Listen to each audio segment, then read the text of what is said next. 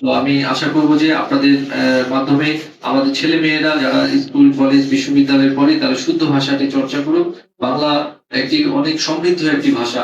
আমাদের পশ্চিমবঙ্গের মানুষ কিন্তু আমাদের এই বাংলাদেশের মানুষের যে ভাষার যে সংগ্রাম এটার জন্য কিন্তু তারা খুব প্রাউড ফিল করে, তারা গর্ববোধ করে যে বাংলাদেশের আমাদের পশ্চিমবঙ্গের মানুষ। আমি ইন্ডিয়ান যেসব ভারতীয় বাংলা চ্যানেল আছে তাদের বিভিন্ন শো গুলো হয় মাঝে মাঝে যখন স্ক্রল করার সুযোগ হয়, তারা কিন্তু প্রায়ই আমাদের এই ভাষার জন্য যে আমরা যুদ্ধ করেছি এই ভাষায় তারাও কথা বলে। পশ্চিমবঙ্গের বাংলা ভাষাভাষী যারা আছে তারা কিন্তু এটা গর্ববোধ করে এবং এটাকে তারা কিন্তু খুবই আজকের দিনটাকে তারা খুব ভাব গাম্ভীর্যের সাথে অতি গুরুত্বের সাথে পালন করে। তো আমরা আশা করব যে আমরা এই আমাদের যে ভাষা, আমাদের যে মায়ের ভাষা, সেটি যেন আমরা শুদ্ধভাবে পালন করি। আমাদের যেন বিদেশ থেকে কোনো ভাষা আমদানি করতে না হয়।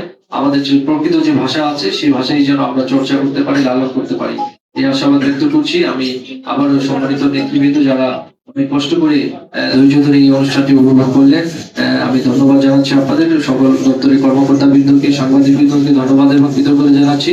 পরিশেষে আমাদের সম্মানিত মাননীয় এমপি মহোদয়কে ওনার অনেক ব্যস্ততা শিডিউল পরেও আজকের এই জাতীয় প্রোগ্রামটিতে আসলে উনি যেহেতু উপজেলা পরিষদের সম্মানিত উপদেষ্টা, সঙ্গত কারণেই উনি পদাধিকার বলে এখানে এই যন্ত্রণাগুলো ওনাকে সহ্য করতে হবে। আমরা ওনাকে প্রায়ই ডাকবো, এখন উপায় নাই আর কি, উনি ওনাকে আসতেই হবে, না চাইলেও আসতে হবে।